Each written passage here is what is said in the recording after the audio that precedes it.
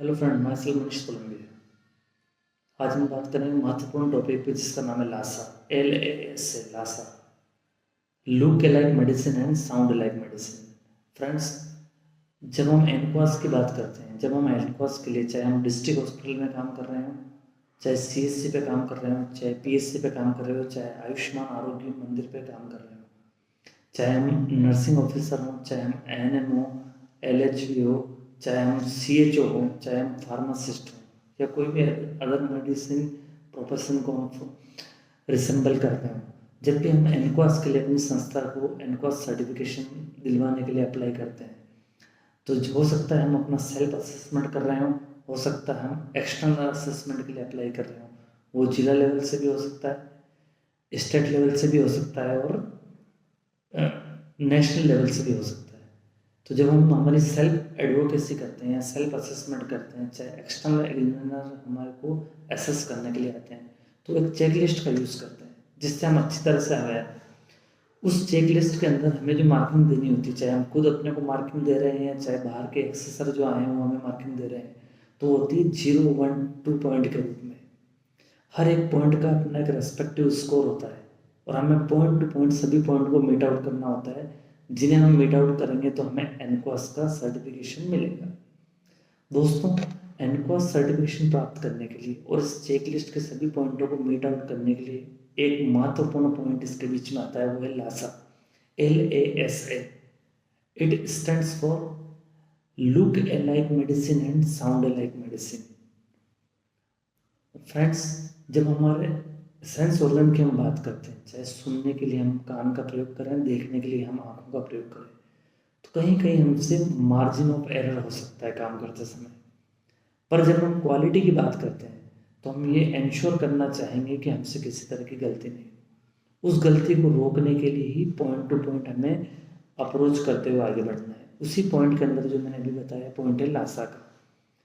चाहे हम DDC में काम कर रहे हों, जहाँ पर हम पेशेंट को दवाई देते हों या ड्रग्स को डिस्पेंस करते हों, या हम वार्ड के अंदर मेडिसिन को डिस्पेंस कर रहे हैं, पेशेंट को ड्रग एडमिनिस्टर कर रहे हैं, तो हम सब लोग जानते हैं कि पेशेंट को ड्रग एडमिनिस्टर करने के लिए हम 6R रूल को फॉलो करते हैं। Right patient, right dose, right drug, right time, right route and right documentation for the medication. इसके बीच में जो पॉइंट आता है राइट ड्रग का, उस पॉइंट को कंसिडर करने के लिए हमें लासा का प्रयोग करना है, या यूं कहें कि ये इसमें मददगार साबित होगा। कुछ मेडिसिन ऐसी होती है जिनमें से मैं एक सैंपल के लिए 2 स्ट्रिप आपके सामने लाया हूँ।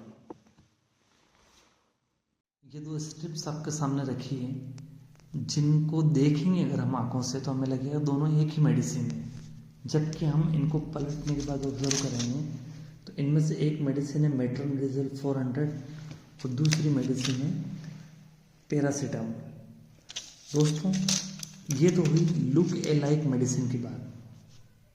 पर जब हम साउंड लाइक मेडिसिन की बात करते हैं, फॉर एग्जांपल जैसे डोक्सीसाइक्लिन कैप्सूल है और डोक्सोफाइलिन कैप्सूल है, तो दोनों जो है उनका साउंड एक जैसा आ रहा है। या हम बात करें क्लोबेजाम टेबलेट है या क्लोनेजिपाम टेबलेट है, इन दोनों का साउंड भी एक जैसा आ रहा है। तो दोस्तों, इस तरह से सुनने और देखने से जो हमसे मिस्टेक होती है, तो जब हम क्वालिटी की बात करते हैं, जब हम इनक्वास की बात करते हैं, तो हम ये चाहते हैं कि मार्जिन ऑफ एरर बिल्कुल नहीं हो।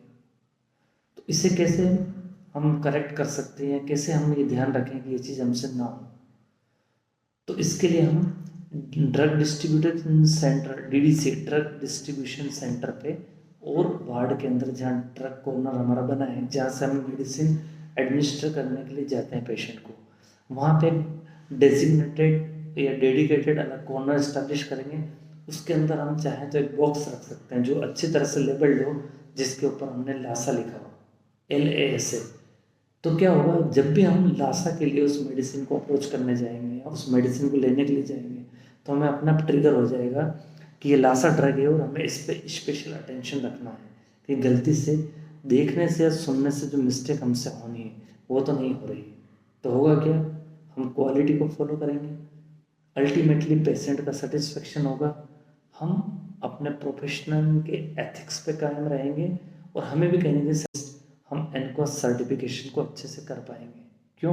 क्योंकि एक एक पॉइंट को मीट आउट करने पे ही हम पूरा चेकलिस्ट कंप्लीट कर पाएंगे, और जब पूरी चेकलिस्ट कम होगी कंप्लीट होगी तो नेशनल असेसर जो बाहर से हमें चेक करने आएंगे हमें पूरी मार्किंग देंगे और हम अच्छी तरीके से अपना एनक्वास सर्टिफिकेशन प्राप्त करने में कामयाब होंगे।